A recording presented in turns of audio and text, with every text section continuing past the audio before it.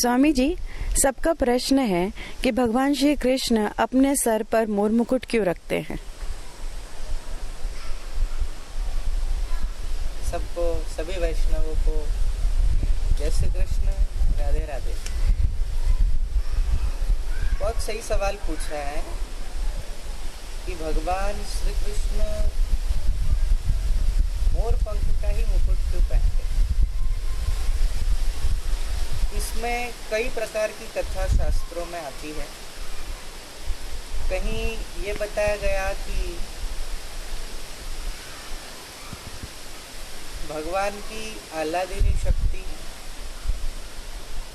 भगवान की एक, क्या मैं नाम दूं, क्योंकि वो शक्ति, वो तत्व वर्णनातीत है, उसका वर्णन नहीं किया जा सकता। शब्दों में जिसकी महिमा नहीं गाई जा सकती, वो परम तत्व भगवान की प्रियतमा श्री राधिका जी।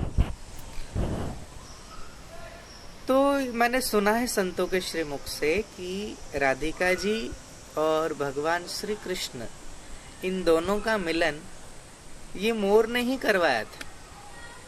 इसलिए भगवान प्रसन्न होकर मोर पंख अपने सिर पर धारण करते। कहीं ये भी सुना है कि राधिका जी को मोर अति प्रिय है। इस कारण से अपने प्रेमी को जो चीज पसंद है, जो वस्तु पसंद है, उसको हम संभालते या उसको गिफ्ट करते हैं। तो ऐसे ही वो मोर पंख, राधिका जी को अति प्रिय है मोर, तो उस मोर का पंख भगवान अपने माथे पर सजा। और कई जगह ये भी कहना है कि भगवान ने मोर पंख इसलिए अपने माथे पर धारण किया क्योंकि भगवान का एक नाम है पतित उद्धारण, पतित पावन, करुणा सिंधु, ऐसे भगवान को इन नामों से पुकारा जाता है।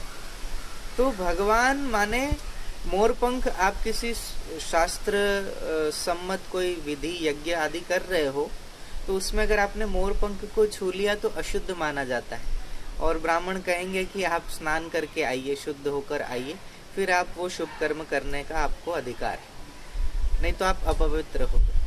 लेकिन भगवान कृष्ण ने वो गिरी हुई चीज, जो अपवित्र, जिसको हमारे शास्त्रों ने कहा, जो तिरस्कृत हो गया समाज से, मोर पंख को भगवान ने अपने माथे पर धारण करके ये सिद्ध किया है कि कोई कितना भी अवगुणी हो, कितना भी गिरा हुआ पतित व्यक्ति हो, लेकिन जो एक बार मेरी शरण आ जाता है या मेरी प्रियतमा माने राधा जी का प्रिय हो जाता है, मैं उसको अपने माथे पर रखकर उसका श्रृंगार करता हूँ।